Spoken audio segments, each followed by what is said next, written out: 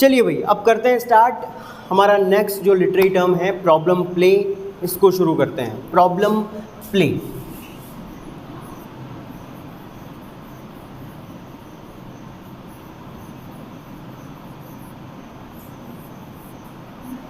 तो जैसा कि नाम से ही आपको पता लग रहा होगा, प्रॉब्लम प्ले यानी कि है तो क्या ये एक प्ले। प्ले मीन्स ड्रामा, यानी कि एक ड्रामा होता है, एक नाटक होता है, और नाटक को स्टेज पर प्ले किया जाता है, हम सभी जानते हैं। लेकिन ये एक ऐसा प्ले होता है, ये एक ऐसा ड्रामा होता है जिसमें हमारी जो सोसाइटी होती है, हमारी इस सोसाइटी में जिस भी प्रकार की प्रॉब्लम हो, चाहे वो सोशल हो, चाहे वो पॉलिटिकल हो, चाहे वो लीगल हो, चाहे वो रिलीजियस हो, या दूसरी किसी भी तरह की प्रॉब्लम हो, तो इन सोसाइटी में व्याप्त इन अलग अलग प्रकार की प्रॉब्लम्स के बारे में जब किसी ड्रामा में बात की जाती है, उसके प्ले राइट के द्वारा। प्ले राइट का मतलब ड्रामेटिस्ट, प्ले राइट होता है ना, तो प्ले राइट बोल दो या फिर ड्रामेटिस्ट ही लिख देते हैं अपन।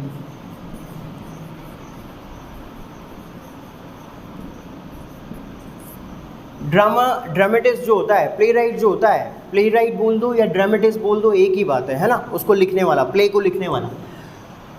तो ड्रामेटिस्ट जो होता है, तो ड्रामेटिस्ट क्या करता है, अपने उस प्ले के माध्यम से हमारे सोसाइटी में व्याप्त जो अलग अलग प्रकार की बुराइयां हैं, जो सामाजिक बुराइयां हैं, सोसाइटी यानी कि समाज, तो हमारे समाज में व्याप्त जो अलग अलग प्रकार की कुरीतियां हैं, बुराइयां तो कोई सी भी हो सकती है ना, बुराइयां बोल दो, कुरीतियां बोल दो, जो एक समस्या के रूप में होती है, यानी उस समस्या की वजह से हमारा समाज विकसित नहीं हो रहा होता है, जो कि समाज के लिए एक अभिशाप बन जाती है, जो कि एक प्रॉब्लम बन जाती है, सामाजिक समस्या बन जाती है। समाज शास्त्र में पढ़ा होगा आपने सोसाइटी, और सोसाइटी को विकसित होने के लिए हर प्रकार की सामाजिक समस्या का निराकरण करना ज़रूरी है। तो कोई भी ड्रामेटिस्ट जब अपने प्ले के माध्यम से सोसाइटी में उपस्थित या सोसाइटी में जितनी भी जो समस्याएं हैं, चाहे वो सोशल प्रॉब्लम हो, पॉलिटिकल प्रॉब्लम हो, लीगल प्रॉब्लम हो, रिलीजियस प्रॉब्लम हो, या फिर दूसरी किसी भी प्रकार की किसी भी रूप में जो प्रॉब्लम होती है, ऐसी प्रॉब्लम के बारे में अगर अपने ड्रामा में बात करता है और अपने ड्रामा के माध्यम से इस प्रकार की प्रॉब्लम को अपने ऑडियंस, अपने रीडर्स के सामने रखता है, ताकि वो ऑडियंस, उसके जो ऑडियंस है, उसके जो रीडर्स हैं, वो उस प्रॉब्लम को पढ़ें, उस प्रॉब्लम को जानें, ज़्यादा से ज़्यादा लोगों तक वो प्रॉब्लम जो है पहुँचे, ताकि लोग जो है उस प्रॉब्लम को समझ करके, उससे होने वाले नुकसानों को समझ करके उस प्रॉब्लम को दूर करने में जुट जाएं और लोग जागरूक बनें। यही सारा पर्पस होता है प्रॉब्लम प्ले का। यानी प्रॉब्लम प्ले के माध्यम से एक जो ड्रामेटिस्ट होता है वो दो तरह के काम करता है। पहला सबसे इम्पोर्टेंट काम, जो पहला पर्पस होता है,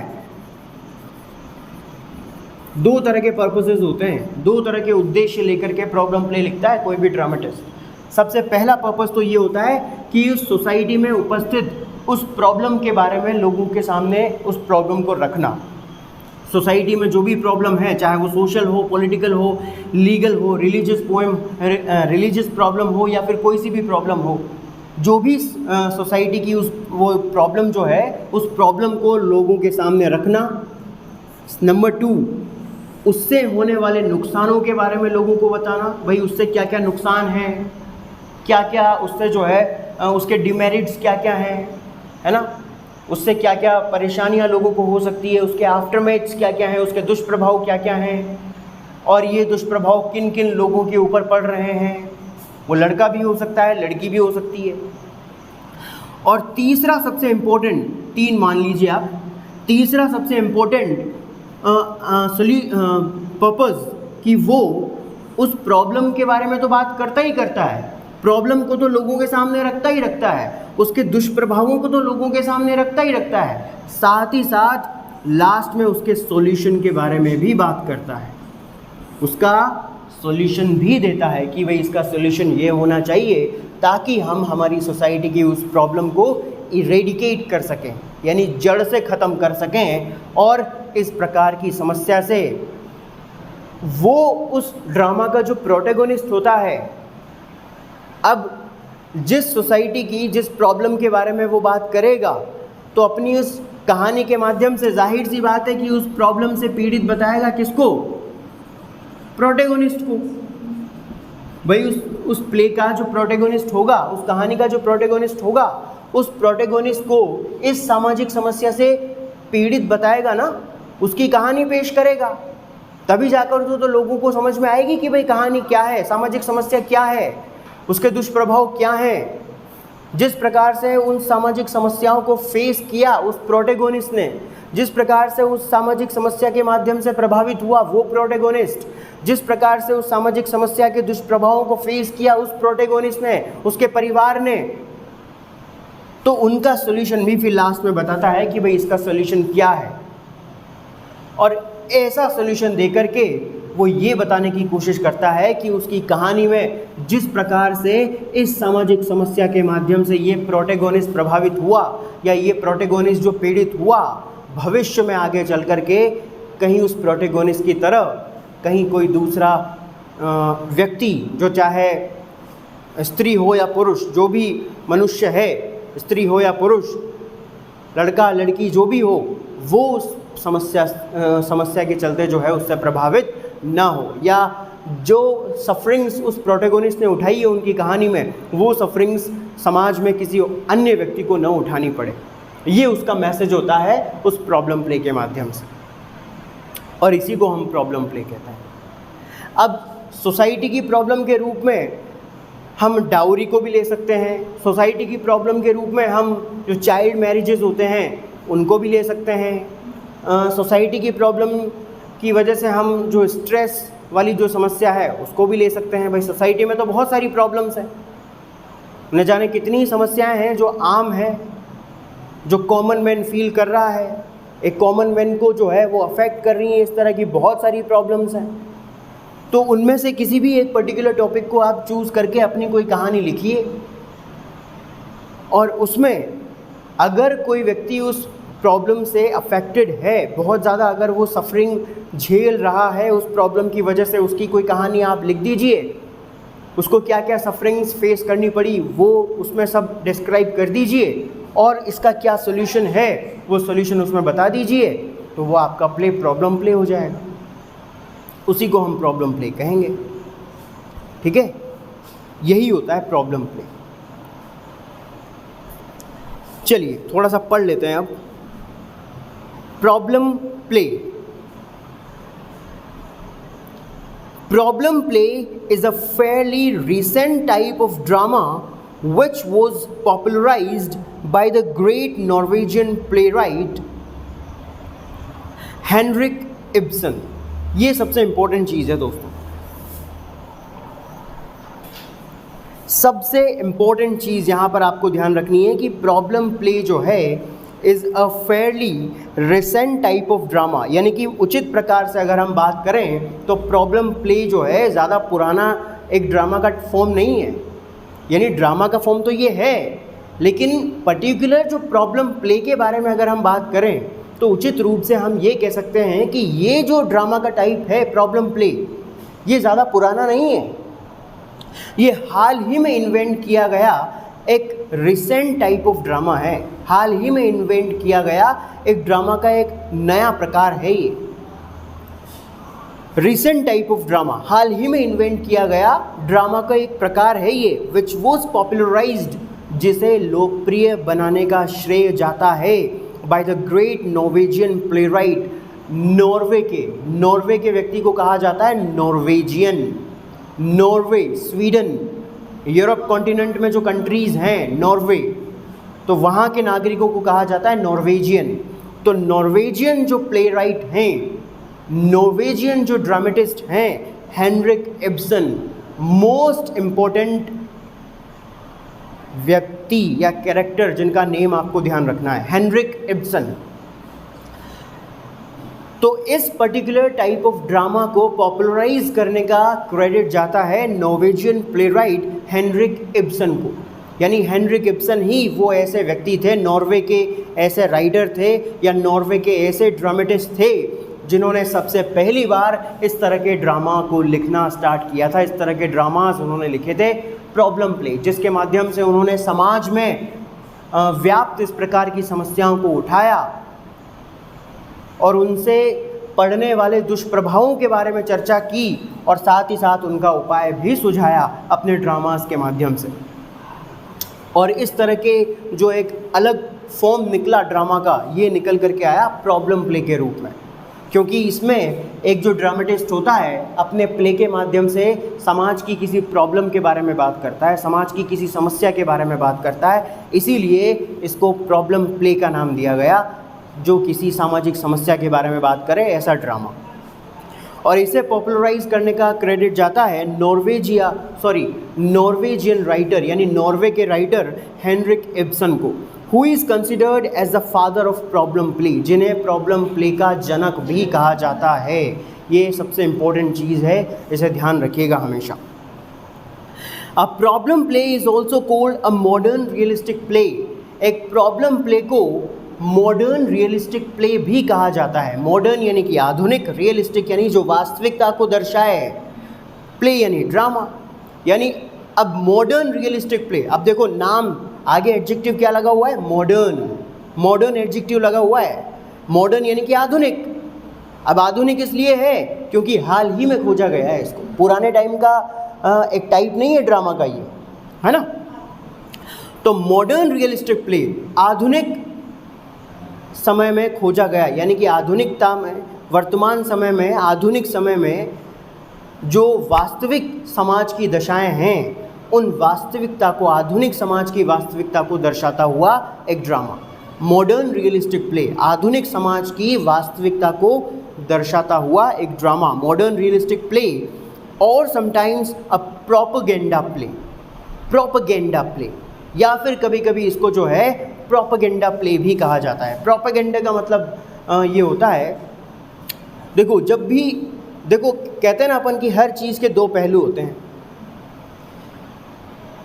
लेकिन बहुत सारे पॉलिटिकल लीडर्स क्या करते हैं, केवल एक ही पहलू के बारे में या केवल एक ही प्रकार के विचारों को लेकर के या केवल एक ही प्रकार के, एक साइड के ही विचारों को लेकर के, एक साइड के जो है बातों को लेकर के बैठ जाते हैं और केवल उसी चीज़ को जो है प्रचारित करते रहते हैं, प्रचार प्रसार उसका करते रहते हैं, जिसकी वजह से उन्हें बहुत ज़्यादा फ़ायदा होता है। तो एक तरह से हम यूँ कह सकते हैं कि इसका मीनिंग जो है प्रचार प्रसार करना होता है, प्रोपेगेंडा बना लेते हैं वो। यानी एक तरह की बात को लेकर के ही बैठ जाते हैं, समाज में उस बात के दूसरे पहलू को नज़रअंदाज कर देते हैं, इग्नोर कर देते हैं और केवल एक ही पहलू को लेकर के बैठ जाते हैं और उसका ही प्रचार प्रसार करना शुरू कर देते हैं, उसे कहते हैं प्रोपेगेंडा। ठीक है ना। तो ये भी क्या करता है, प्रोपेगेंडा प्ले है ये भी समाज की किसी ऐसी चीज़ को, भाई हर चीज़ के दो पहलू होते हैं ना, तो ये भी समाज में जो सामाजिक बुराई जो होती है, समाज में जो सामाजिक समस्या होती है, सामाजिक बुराई जो होती है, सोशल प्रॉब्लम जो होती है, ये भी समाज, भाई सोशल प्रॉब्लम कोई आज से तो चली आ नहीं रही है। सोशल प्रॉब्लम्स तो पहले से होंगी, लेकिन पहले किसी ने देखा नहीं होगा उनको। सही बात है कि नहीं है। अभी सती प्रथा थी तो क्या ये अभी से शुरू हुई थी क्या, पहले से चली आ रही थी। लेकिन राजा राम मोहन राय ने उनका विरोध किया और 1829 में अंग्रेज़ों से निवेदन करके उसके ऊपर रोक लगवा दी 1829 में। लेकिन कब से चली आ रही है, कितने पुराने टाइम से चली आ रही है। तो सामाजिक समस्याएं तो इस प्रकार की बहुत सारी हैं, लेकिन उन सामाजिक समस्याओं को वर्तमान में या तो ख़त्म कर दिया गया है या कुछ समस्याएं अभी चल भी रही हैं अगर, तो उनके निराकरण के लिए या उनके इरेडिकेशन के लिए एफर्ट्स किए जा रहे हैं। या फिर अगर कोई एफर्ट भी अगर नहीं कर रहा है तो उनको लोगों के सामने रखा जा रहा है ताकि लोग जो है जागरूक बने, ऐसा ना करें। जैसे बाल विवाह को लेकर के कानून तो बन गए लेकिन अभी भी करा ही देते हैं ना लोग, ये वाली चीज़ें हैं। तो ये एक सोशल प्रॉब्लम है। तो ये होता है प्रोपेगेंडा प्ले। प्रोपेगेंडा प्ले का मतलब भाई सोशल प्रॉब्लम जो चल रही है, पहले भी थी और अभी भी चल रही है, लेकिन लोगों ने आज तक केवल उसके दूसरी साइड को ही देखा है, इस वाली साइड को तो देखा ही नहीं कि भाई उसकी वजह से कितनी सारी प्रॉब्लम्स हो रही है, कितनी सारी चीज़ें हो रही है। तो एक तरफ किसी एक चीज़, पर्टिकुलर चीज़ को पकड़ना और पकड़ करके उसको जो है लोगों तक पहुंचाना, उसके बारे में बातचीत करना, प्रचार प्रसार उसका करना, तो वो भाई हर कोई व्यक्ति सामाजिक समस्याओं के बारे में बात करता है और ये पहले से चला आ रहा है। सोशल प्रॉब्लम्स के बारे में हर कोई व्यक्ति बात करता है, सभी लोग बात करते हैं। लेकिन सभी लोग क्या पहले प्रॉब्लम प्ले लिखा करते थे क्या?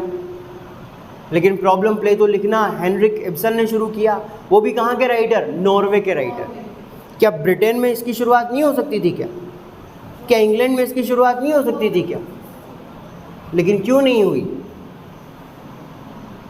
हेनरिक इब्सन ने उस पर्टिकुलर साइट को देखा और उस पर्टिकुलर साइट को देख करके उसका प्रचार प्रसार करना शुरू किया।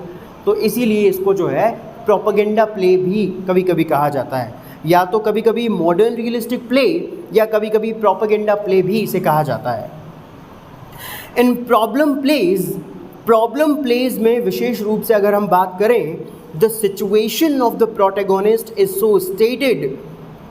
किसी भी एक प्रॉब्लम प्ले, कोई भी एक जो प्रॉब्लम प्ले होता है तो उसका जो प्रोटैगोनिस्ट होता है, उस प्रॉब्लम प्ले में प्रोटैगोनिस्ट की जो सिचुएशन होती है उसे कुछ इस प्रकार से स्टेट किया जाता है। स्टेट का मतलब बताना।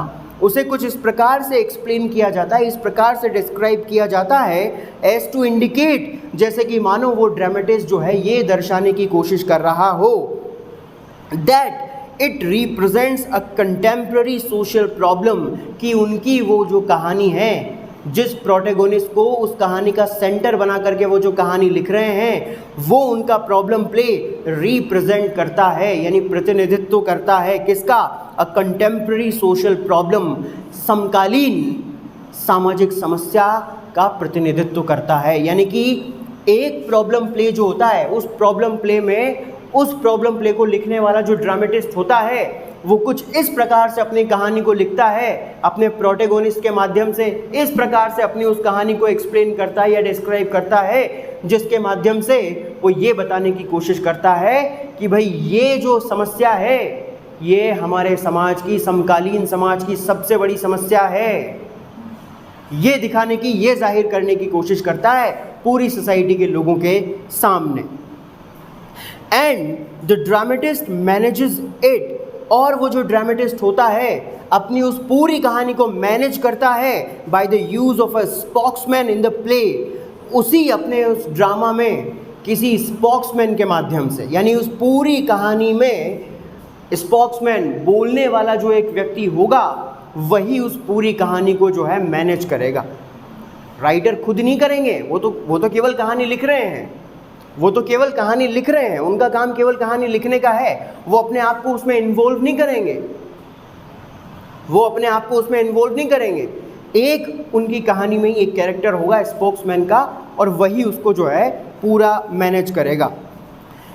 और by the evolution of the plot, या फिर कभी कभी स्पोक्समैन नहीं भी होता है। भाई कभी कभी तो स्पोक्समैन होता है, और अगर स्पोक्समैन नहीं होगा, बोलने वाला व्यक्ति अगर नहीं होगा, प्रवक्ता अगर नहीं होगा, तो कभी कभी बिना प्रवक्ता, बिना बोलने वाले व्यक्ति के भी काम चला लिया जाता है। और इवोल्यूशन ऑफ द प्ले, जैसे जैसे, इवोल्यूशन मतलब डेवलपमेंट, यानी कि जैसे जैसे प्ले, जैसे जैसे कहानी का इवोल्यूशन होता जाता है, यानी जैसे जैसे कहानी आगे डेवलप होती चली जाती है, प्रोग्रेस करती चली जाती है, आगे बढ़ती चली जाती है, वैसे वैसे लोगों को अपने आप सब कुछ पता लग जाता है, अपने आप सब कुछ पता चल जाता है। भाई कहने का मतलब ये है कि भाई किसी भी सोशल प्रॉब्लम को लोगों के सामने रखना, ये क्या है? प्रॉब्लम प्ले है। किसी भी सोसाइटी की प्रॉब्लम को लोगों के सामने रखना क्या है? ये एक प्रॉब्लम प्ले है। और इस प्रॉब्लम प्ले के माध्यम से ड्रामेटिस्ट क्या करता है, उस सोसाइटी की प्रॉब्लम को लोगों के सामने रखता है और उस पूरी कहानी को वो मैनेज करता है। किसके माध्यम से? एक स्पोक्समैन के माध्यम से। कोई एक स्पोक्समैन वो डाल देगा उसमें, बोलने वाला व्यक्ति, वो उस कहानी को जो है पूरा उसको मैनेज करेगा। और अगर स्पोक्समैन का अगर इस्तेमाल नहीं करेगा तो जैसे जैसे कहानी अपने आप आगे बढ़ती चली जाएगी वैसे वैसे ऑडियंस को अपने आप समझ में आ जाएगी। या फिर बोथ, या फिर कभी कभी दोनों का इस्तेमाल करता है।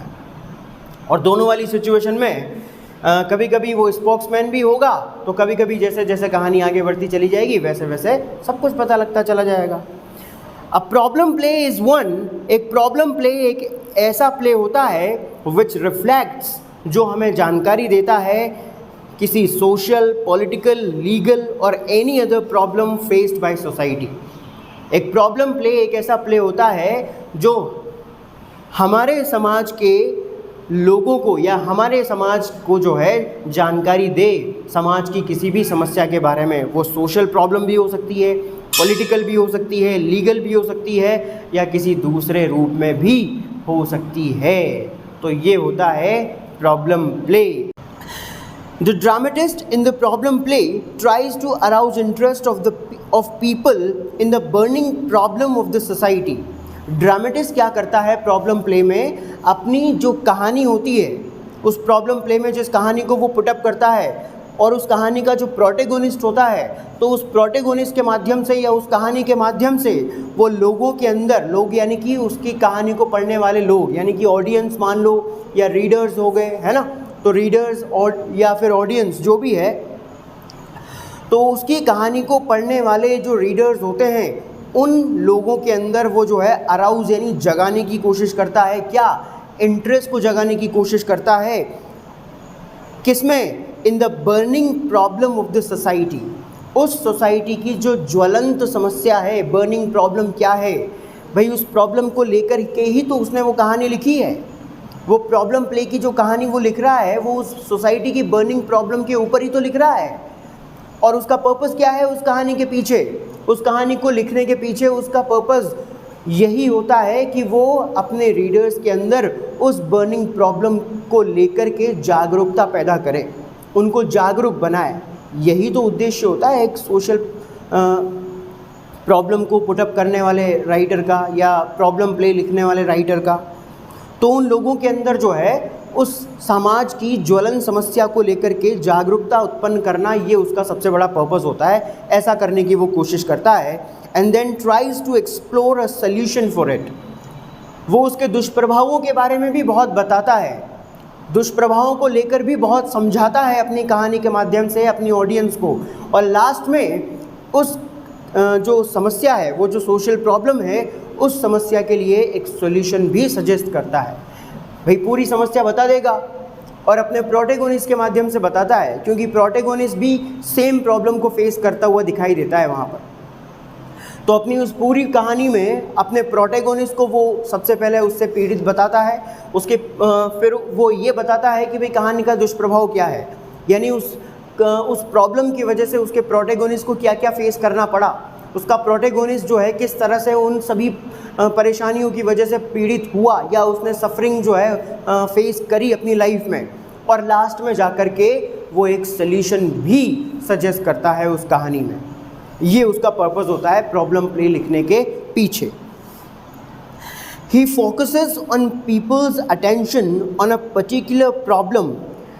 और अपनी कहानी को प्रॉब्लम प्ले में या प्रॉब्लम प्ले के लिखने के माध्यम से, प्रॉब्लम प्ले के माध्यम से बताने के पीछे उसका सबसे बड़ा एक जो पर्पस होता है वो ये भी होता है ताकि वो लोगों के ध्यान को फोकस कर सके, यानी लोगों के ध्यान को केंद्रित कर सके ऑन अ पर्टिकुलर प्रॉब्लम, समाज की किसी विशेष समस्या के ऊपर केंद्रित कर सके। And efforts to deal with the problem. और कहानी में वो उस पूरी प्रॉब्लम के साथ डील करने की कोशिश करता है, यानी कि उस सामाजिक समस्या से छुटकारा किस तरह से पाया जा सकता है, उसका सल्यूशन क्या है, उससे लड़ाई किस प्रकार से लड़ी जा सकती है, उन सारी चीज़ों को लेकर के प्रयास जो है वो उस कहानी में लगातार करता रहता है, ताकि जो ऑडियंस है वो उस कहानी को पढ़ कर के जागरूक बने, ताकि वो भी बिल्कुल वैसा ही करे जो काम उस प्रॉब्लम से छुटकारा पाने के लिए उस प्रोटैगोनिस्ट ने किया है, भाई वही तो सोल्यूशन होता है। तो जिस सोशल प्रॉब्लम से छुटकारा पाने के लिए जो प्रोटैगोनिस्ट जो काम करता है, उसी काम को समाज भी करे, दूसरे जो रीडर्स हैं वो भी इस काम को करें, ताकि उन्हें इस प्रकार से प्रोटैगोनिस्ट की तरह परेशान न होना पड़े। तो ये उसका पर्पस होता है प्रॉब्लम प्ले लिखने के पीछे। The famous and great dramatist practicing this type of play are Henrik Ibsen, John Galsworthy, G.B. Shaw, etc. अब देखिए, हेनरिक इब्सन ने इस तरह के प्लेस की शुरुआत की है, तो इसका मतलब ये नहीं है कि बाकी लोगों ने इस तरह के प्लेस नहीं लिखे होंगे, क्योंकि जो चीज़ ट्रेंड में चलती है प्रत्येक व्यक्ति उसी चीज़ को फॉलो करता है, अगर उसे अपनी किताबें बेचनी है तो, है ना भाई। फैशन के हिसाब से तो कपड़े आजकल के लोग ही नहीं पहनते, तो फैशन के हिसाब से लोग किताबें लिखना किस तरह से बंद कर देंगे। तो प्रेजेंट टाइम में अगर आपको अपनी किताब बेचनी है तो लेटेस्ट जो ट्रेंड है उसको तो फॉलो करना ही पड़ेगा आपको।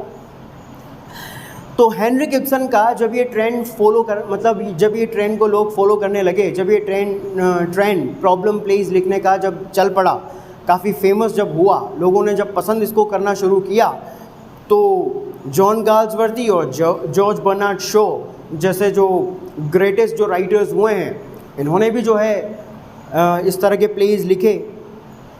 तो बहुत सारे जो फेमस और ग्रेट ड्रामेटिस्ट हैं, उन्होंने भी इस तरह के प्लेस की आर्ट को प्रैक्टिस किया है, अपनी राइटिंग में अपनाया है। जैसे कि हेनरिक इब्सन हैं, जॉन गाल्सवर्दी ने भी बहुत सारे प्लेस लिखे हैं, problem plays. George Bernard Shaw का भी एक प्ले तो आपके सिलेबस में है ही सही, दी एप्पल कार्ट, ये भी प्रॉब्लम प्ले है जो आपके सिलेबस में है, एप्पल कार्ट। और डोल्स हाउस हेनरिक इब्सन का जो प्ले है, हेनरिक इब्सन का एक प्ले है डोल्स हाउस, वो हेनरिक इब्सन का ही है, खुद हेनरिक इब्सन का प्ले है आपके सिलेबस में। जो डोल्स हाउस जो प्ले बताया था ना मैंने, डोल्स हाउस, वो हेनरिक इब्सन का ही है, खुद फादर ऑफ प्रॉब्लम प्ले आपके सिलेबस में है इस बार, ठीक है, डोल्स हाउस। तो दो प्रॉब्लम प्लेस पढ़ने हैं आपको इस बार सिलेबस में, दो ही हैं और दोनों प्रॉब्लम प्लेस हैं।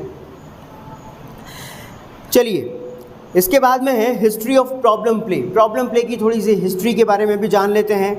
Henrik Ibsen, who is considered the father of this branch of play writing, Henrik Ibsen जिसे प्ले राइटिंग की इस शाखा का जनक कहा जाता है या माना जाता है, यानी कि इस पर्टिकुलर टाइप ऑफ ड्रामा को किसने लिखा था सबसे पहले? हेनरिक इब्सन ने।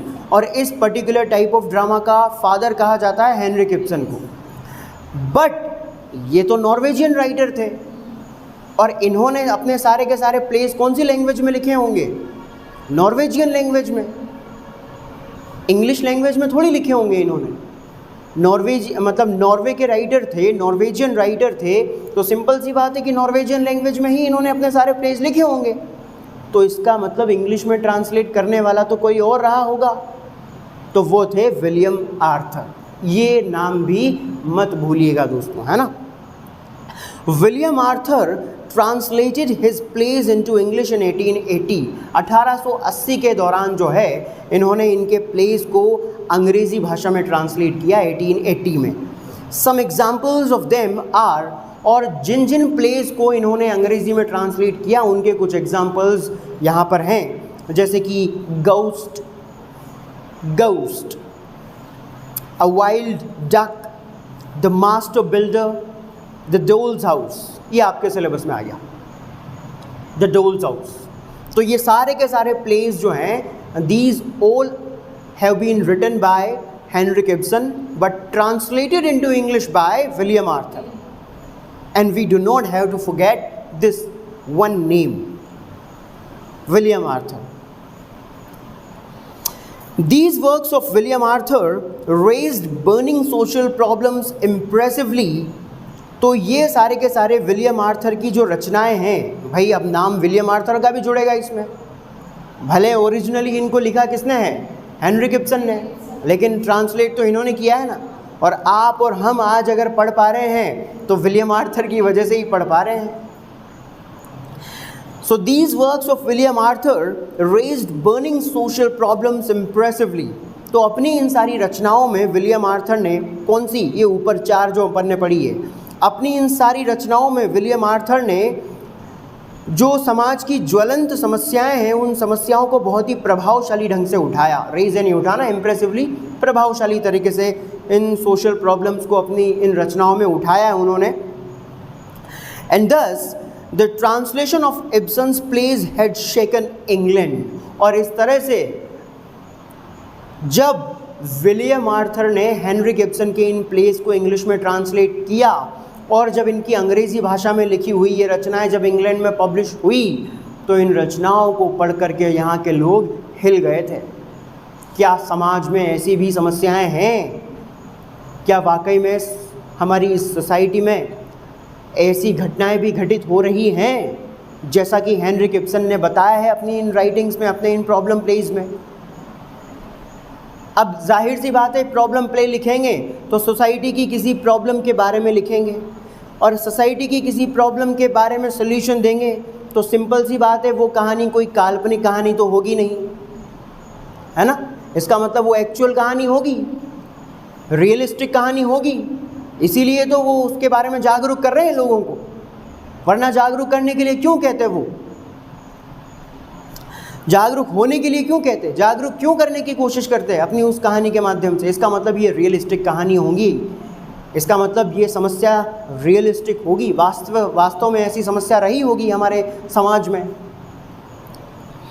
तो इन समस्याओं को जब इंग्लैंड के लोगों ने पढ़ा, क्योंकि इससे पहले तो केवल हेनरिक इब्सन ने तो नॉर्वे में लिखा था और उनकी किताबें जो है वो तो नॉर्वे के लोगों तक ही सीमित रही होगी या केवल यूरोप तक सीमित रही होंगी या इंग्लैंड तक नहीं पहुंच पाई होंगी, कोई भी कारण रहा होगा लेकिन इंग्लैंड तक नहीं पहुंच पाई होंगी। लेकिन विलियम आर्थर ने पहुंचाया उनको, अंग्रेज़ी में ट्रांसलेट करके इंग्लैंड में लेकर के आए और इंग्लैंड के लोग हिल गए थे पूरी तरह से जब उन्होंने इस तरह की कहानियों को पढ़ा। विलियम आर्थर के माध्यम से हेनरिक इब्सन की कहानियों को जब उन्होंने पढ़ा, and there started a new era in this art. और बस फिर क्या था, इस कला के क्षेत्र में एक नए युग की शुरुआत हो गई, which was entirely different from Shakespearean emotional dramatic art. और ये एरा जो था कंप्लीटली पूरी तरह से अलग था, इंटायरली डिफरेंट था शेक्सपियर के उस इमोशनल ड्रामेटिक आर्ट से। शेक्सपियर की ड्रामेटिक आर्ट थोड़ी इमोशनल है ना, क्योंकि उसमें रोमांटिसिज्म बहुत ज़्यादा है ना। रोमांटिक कॉमेडीज़ वगैरह, ये ट्रेजिडीज़ वगैरह बहुत लिखी है उन्होंने। इमोशंस का, ट्रेजिडी क्या है, ट्रेजिडी एक इमोशन है, कॉमेडी एक इमोशन है, तो उनकी आर्ट में थोड़ा अपने को इमोशन देखने को मिलता है। लेकिन यहाँ पर क्या है, रियलिज़म है, यहाँ पर रियलिज़म है। तो जब इस रियलिस्टिक कहानी को लोगों ने पढ़ा, इंग्लैंड के लोगों तक जब ये कहानियाँ पहुँची तो वाकई में वो हिल गए थे कि अब वाकई में सच में ऐसा हो सकता है क्या, एक्चुअली में हमारे समाज में इस तरह की प्रॉब्लम्स हो सकती हैं। बिल्कुल हैं भैया, इसीलिए तो लिखा है। तो जब ये इस तरह का ये नया ट्रेंड जब लोग फॉलो करने लगे, जब ये ट्रेंड प्रॉब्लम प्ले का ये ट्रेंड, प्रॉब्लम प्ले लिखने का ये ट्रेंड जब प्रचलित हुआ लोगों के अंदर, जब इसको लिखा जाने लगा, जब प्रॉब्लम प्लेज बहुत बड़ी संख्या में लिखे जाने लगे, तो फिर क्या हुआ, एक नए युग की शुरुआत हो गई। फिर मतलब वहाँ से लोग बहुत ज़्यादा फिर जो है, अब देखो लोग किसको फॉलो करेंगे, जो चीज़ ट्रेंड में होगी बस। तो फिर वहीं से जो है एक नए युग की शुरुआत होगी, प्रॉब्लम प्ले लिखने के एक नए युग की शुरुआत होगी। और उसके बाद फिर न जाने बहुत सारे ऐसे, न जाने कितने ऐसे राइटर हुए इंग्लैंड में भी जिन्होंने प्रॉब्लम प्लेज लिखे, बहुत सारे प्रॉब्लम प्लेज लिखे। जैसे कि उनमें से 2 राइटर्स बहुत फेमस हुए, एक तो जॉर्ज बर्नार्ड शॉ और एक जॉन गाल्सवर्दी। तो सबसे पहले जी.बी. शॉ के बारे में अपन पढ़ लेते हैं। देखिए, G B. Shaw is also suppose to be the pioneer of this movement. G B. Shaw भी जो है इस मूवमेंट के, यानी कि ये जो नई मूवमेंट चल पड़ी थी, ये जो नई अलग जो जग पड़ी थी, ये जो नए आंदोलन की जो शुरुआत हो गई थी, नए युग की जो शुरुआत हो गई थी, वो भी जो है इस युग के या इस नए मूवमेंट के एक बहुत बड़े पायनियर कहे जाते हैं। सर्वश्रेष्ठ राइटर्स में नाम आता है भाई इनका, जॉर्ज बर्नार्ड शॉ का और ये जॉन गाल्सवर्दी का। बहुत बड़े पायनियर्स माने जाते हैं, बहुत बड़े पायनियर माने जाते हैं इस ड्रामेटिक आर्ट फील्ड के, मतलब इस पर्टिकुलर ड्रामेटिक आर्ट के, ये जो नया फॉर्म शुरू हुआ था इसके। His plays prove it well, और उनके जो प्लेज हैं वो इस चीज़ का प्रमाण हैं, वो इस चीज़ को बहुत ही बेहतरीन ढंग से जो है प्रूव कर रहे हैं। आप इनके प्लेज पढ़ करके देखिए जॉर्ज बर्नार्ड शॉ के, आपको खुद पता लग जाएगा कि कितने बड़े पायनियर हैं वो इस फील्ड के। Some examples of them are, और जो भी प्लेज इन्होंने लिखे इनके कुछ एग्जाम्पल्स हैं, जैसे कि arms and the man. Arms and the man जब मैं 12th में था, इंग्लिश लिटरेचर जब मैं पढ़ रहा था उस समय मैंने पढ़ा था ये arms and the man. Bulgaria की एक कहानी है, बुल्गारिया और एक और कंट्री है वहीं की एक कहानी है, थोड़ी आर्मीज़ वगैरह से रिलेटेड कहानी है ये। अच्छा प्ले है ये आर्म्स एंड द मैन, और इसका एक कैरेक्टर का नाम मुझे याद आ रहा है, ब्लंशली। रेना एक लेडी थी इसमें, रेना, और एक इसका मेरे ख्याल से प्रोटेगोनिस्ट एक ब्लंशली नाम का एक व्यक्ति था जो प्रोटेगोनिस्ट था इसमें। चलिए, दी एप्पल कार्ट, ये भी प्रॉब्लम प्ले है जो आपके सिलेबस में है। And then John Galsworthy stepped into this stream. तो ये तो बात की हमने जॉर्ज बर्नार्ड शॉ के बारे में। उसके बाद फिर इस स्ट्रीम में यानी इस धारा में कदम रखा, स्टेप इन किया किसने? जॉन गाल्सवर्दी ने। यानी इस धारा में फिर अगली जो कड़ी में नाम आता है वो थे जॉन गाल्सवर्दी। और जॉन गाल्सवर्दी का सेकेंड ईयर में एक प्ले चलता था पहले, अब तो खैर उसको चेंज कर दिया, लेकिन जस्टिस एक प्ले था जॉन गाल्सवर्दी का, बहुत ही शानदार प्ले था, वो भी प्रॉब्लम प्ले था जॉन गाल्सवर्दी का। Then John Galsworthy stepped in this stream, उसके बाद इन्होंने इस धारा में कदम रखा, इस क्षेत्र में कदम रखा। And his most famous play of this nature is, और इस प्रकृति का यानी कि इस प्रॉब्लम प्ले वाली कैटेगरी का इनका सबसे फेमस प्ले जो था वो था जस्टिस। ये सेकेंड ईयर में चलता था पहले, सेकेंड ईयर में। बहुत गज़ब का प्ले है ये, बहुत शानदार कहानी है इसकी। विलियम फाल्डर इसका मेन प्रोटेगोनिस्ट विलियम फाल्डर था, विलियम फाल्डर। तो उसने भी एक समाज की एक समस्या का एक हिस्सा बन करके रह गया। वो जो एक समाज की समस्या थी उसका एक बहुत बड़ा मतलब उदाहरण बन करके रह गया, जिससे बहुत परेशान हो गया बेचारा, बहुत पीड़ित हुआ वो। तो बाद में फिर उसने जो है थोड़ा किसी मजबूरी के चलते कोई फ्रॉड कर दिया था अपने ऑफिस में, जिसके चलते उसको फिर जेल हो गई थी। तो ये कहानी है उसके विलियम फाल्डर की। बहुत अच्छा प्ले था ये भी जस्टिस, हालांकि बाद में इसको रिमूव कर दिया सेकेंड ईयर से। John Galsworthy's Justice can be quoted as the most successful and remarkable play in this particular category.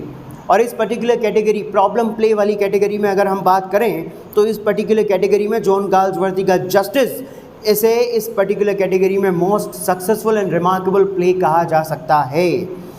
अब आगे देखिए, ये जॉर्ज बर्नार्ड शॉ के बारे में भी हमने बात कर ली है, जॉन गाल्सवर्दी के बारे में भी हमने बात कर ली है। अब आगे अलग चीज़ के ऊपर बात हो रही है ना। A subtype of the modern problem play, आधुनिक समय में लिखा जाने वाला जो प्रॉब्लम प्ले है इसका एक सब टाइप, इसका एक उप प्रकार, प्रकार नहीं उप प्रकार, सब टाइप जो है वो क्या है? डिस्कशन प्ले भी है। डिस्कशन प्ले, ध्यान दीजिएगा, ये भी एक इम्पोर्टेंट चीज़ है। डिस्कशन प्ले, मॉडर्न जो प्रॉब्लम प्ले है, केवल प्रॉब्लम प्ले नहीं कहा है हमने, ये भी ध्यान रखिएगा।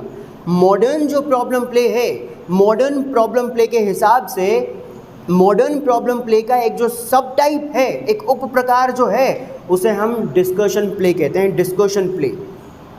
और इसमें क्या होता है? In which the social issue is not presented into a plot. इस डिस्कशन प्ले में जो समाज की समस्या होती है, जो सोशल इशू होता है, उस सोशल इशू को उठाया तो जाता है, उस सामाजिक समस्या के बारे में बात तो की जाती है, लेकिन उसे एक प्लॉट के रूप में प्रेजेंट नहीं किया जाता।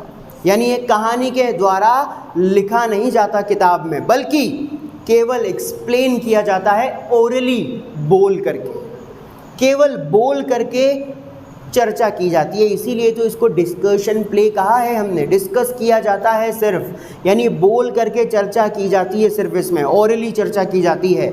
समाज की समस्या के ऊपर ओरली बोल करके चर्चा की जाती है।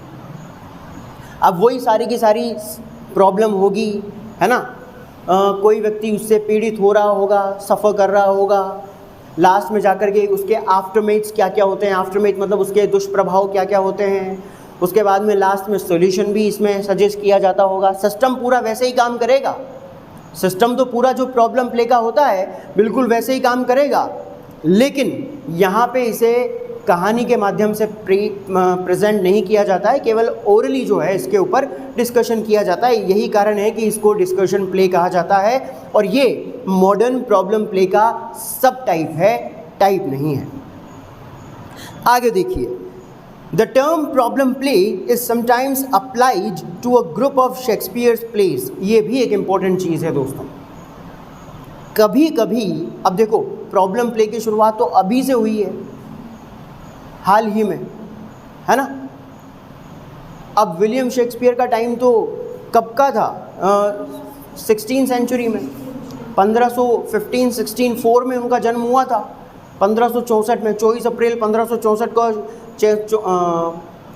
24 अप्रैल 1564 में उनका जन्म हुआ था और 1616 में उनकी डेथ हो गई थी, ठीक है ना। तो विलियम शेक्सपियर का टाइम था 16th सेंचुरी में, और ये हेनरिक इब्सन वगैरह जो थे, मतलब ये हेनरिक इब्सन ये 19th सेंचुरी की बात है। अब 19th सेंचुरी कहाँ और 16th सेंचुरी कहाँ, 300 सालों का गेप आ गया। आप देखो, यानी इन 300 सालों के बीच में प्रॉब्लम प्ले नाम की कोई चीज़ भी होती है किसी को पता नहीं था, या विलियम शेक्सपियर को खुद को पता नहीं होगा कि प्रॉब्लम प्ले नाम की भी कोई चीज़ होती होगी। लेकिन जब ये अस्तित्व में आया प्रॉब्लम प्ले, तो प्रॉब्लम प्ले के पूरे सिस्टम को जब लोगों ने समझा, है ना, कि कहाँ कहाँ पर ये अप्लाई होता है, कौन कौन से प्लेस को हम प्रॉब्लम प्लेस कहेंगे, तो उन आधारों पर, केवल उसके बेसिस पर, इसके सिस्टम के बेसिस पर कभी कभी इस शब्द प्रॉब्लम प्ले का इस्तेमाल विलियम शेक्सपियर के प्ले के ग्रुप के ऊपर भी किया जाता है। यानी विलियम शेक्सपियर के बहुत सारे जो प्लेज हैं उनके कुछ समूहों के ऊपर भी इस शब्द को लागू किया जाता है, लागू किया जाता है। उस टाइम प्रचलित नहीं था ये शब्द प्रॉब्लम प्ले, लेकिन प्रॉब्लम प्ले जब से अस्तित्व में आया तो इसके सिस्टम के आधार पर विलियम शेक्सपियर के कुछ प्लेस को भी इस कैटेगरी में रखा जा सकता है। भाई जिस टाइप का ये सिस्टम है ना प्रॉब्लम प्ले, जिस तरह से ये काम करता है, जो जो चीज़ें इसके अंडर में आती है, उन चीज़ों को अगर हम आधार माने तो उस आधार पर विलियम शेक्सपियर के बहुत सारे प्लेस का जो एक समूह है वो भी प्रॉब्लम प्ले की कैटेगरी में रखा जा सकता है। अब कौन कौन से प्लेस हो सकते हैं वो पहले उसके बारे में समझ लेते हैं कि कौन कौन से प्लेस हैं विलियम शेक्सपियर के ऐसे, और उनमें आखिर ऐसा क्या क्या हुआ है जिसके कारण उनको इस तरह की कैटेगरी में रखा जा सकता है। देखिए, जैसे कि विलियम शेक्सपियर के इस तरह के जो प्लेस हैं उन्हें ऑल्सो कॉल्ड बिटर कॉमेडीज़, उन्हें बिटर कॉमेडीज़ भी कहा जाता है। यानी विलियम शेक्सपियर के जितने भी ऐसे प्लेस हैं ना जिनको हम प्रॉब्लम प्ले वाली कैटेगरी में रखने की बात कर रहे हैं, उन सारे प्लेस को बिटर कॉमेडीज़ के नाम से भी पुकारा जाता है। विच एक्सप्लोर, जिसमें बात की जाती है the dark side of human nature, human nature के अंधकार से भरी हुई साइड के बारे में बात की जाती है। यानी कि मानव जो स्वभाव है, एक मानव का जो स्वभाव भी होता है, यानी कि अच्छा भी होता है और बुरा भी होता है, अच्छाइयाँ भी होती है हमारे अंदर, बुराइयाँ भी होती है। हमारा एक पक्ष अगर अच्छा है तो हो सकता है हमारा एक पक्ष बुरा भी हो, अच्छाई बुराई का मिश्रण ही तो होता है मनुष्य, ठीक है। तो अच्छाई वाले पार्ट को अपने को नहीं देखना है, बुराई वाले पार्ट के बारे में ऐसे प्लेस विलियम शेक्सपियर के जो मानव के नेचर के, ह्यूमन नेचर के डार्क साइड के बारे में बात करते हैं। डार्क साइड मतलब जो उसके बुरे कार्यों से भरी हुई साइड है, उसकी बुराइयां कौन कौन से उसके अंदर भरी हुई है, उसकी डार्क साइड के बारे में जो बात करते हैं, ऐसे प्लेस उन्हें भी किस में रखा जा सकता है, प्रॉब्लम प्लेस में रखा जा सकता है।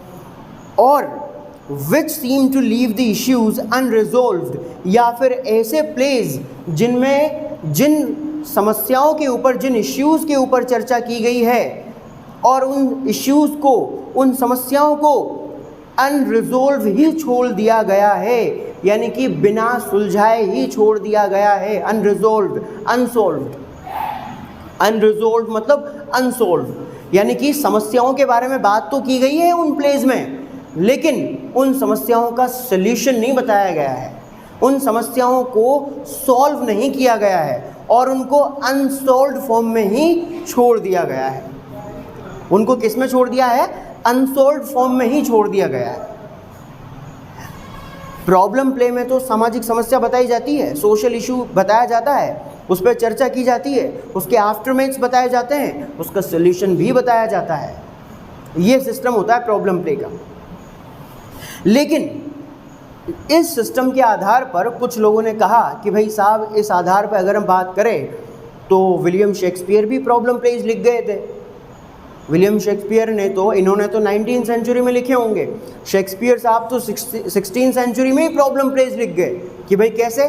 कि भाई देखो, उनके बहुत सारे प्लेज ऐसे हैं जिनमें से कुछ प्लेज में तो जो है कुछ प्लेज तो ऐसे हैं जो ह्यूमन नेचर की डार्क साइड के बारे में बात करते हैं, तो ये भी ह्यूमन नेचर की डार्क साइड के बारे में बात करते हैं। इसका मतलब हमारे समाज में कुछ मनुष्य ऐसे भी होते हैं जिनके अंदर बुराइयां होती है और उन बुराइयों से प्रेरित होकर के वो बहुत सारे काम करते हैं जिसकी वजह से समाज को नुकसान उठाना पड़ता है, तो ये भी तो सामाजिक बुराई है। तो इसके बारे में तो विलियम शेक्सपियर 16वीं सेंचुरी में लिख गए या 17वीं सेंचुरी में, 1616 में, 17वीं सेंचुरी के स्टार्टिंग में ही लिख गए,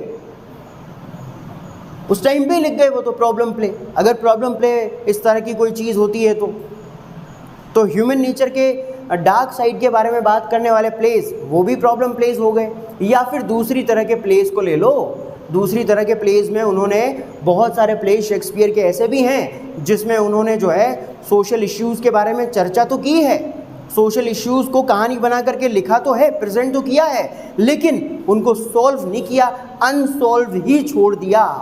यानी उनका सल्यूशन बताया ही नहीं कि भाई उनका सल्यूशन क्या है। तो इसका मतलब प्रॉब्लम प्ले तो वो पहले ही लिख गए। तो ऐसे विलियम शेक्सपियर के प्लेस के ऊपर भी कभी कभी ये शब्द जो है अप्लाई किया जाता है, क्योंकि वो भी तो समाज की किसी न किसी समस्या के बारे में बात कर ही रहे हैं। यह है बात। That arise in the story, तो ऐसे इश्यूज़ को अनसॉल्व छोड़ दिया है विलियम शेक्सपियर ने जो उस कहानी में उठते हैं या निकल करके सामने आते हैं।